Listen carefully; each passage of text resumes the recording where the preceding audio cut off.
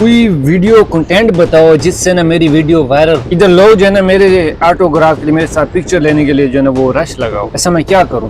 अपने दोस्त के साथ। अपने दोस्त के साथ क्या वीडियो बनाऊं? चबलियां मारनी है, चबलियां मारने वाला जो है ना वो मशहूर हो रहा है, फेमस हो रहा है। दरख्त के ऊपर बैठ के। अच्छा, दरख्त के ऊपर मतलब चबली मारनी होवे तो दरख्त के ऊपर बह वना है, भला मशहूर थी वैसा लोग इमें तो मशहूर थी ने पहना चबलियां मारे ना है भला आधन ये बड़े मशहूर हैं पे हैं।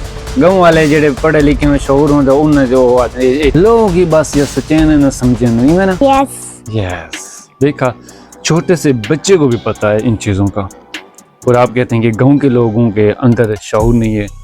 छोटे से बच्चे के पास जो है ना शऊर भी है, तहजीब भी है, तालीम भी है, बाशऊर भी होता जा रहा है और माशरे को समझता भी है। और ये है जनाब एक गाँव के छोटे से गाँव का एक छोटा सा बच्चा है। तो क्या आप क्या कहना चाहते हैं? आपकी राय क्या है? कमेंट्स में जरूर बताइए। मिलेंगे जनाब अगली वीडियो में, तब तक के लिए अल्लाह हाफिज।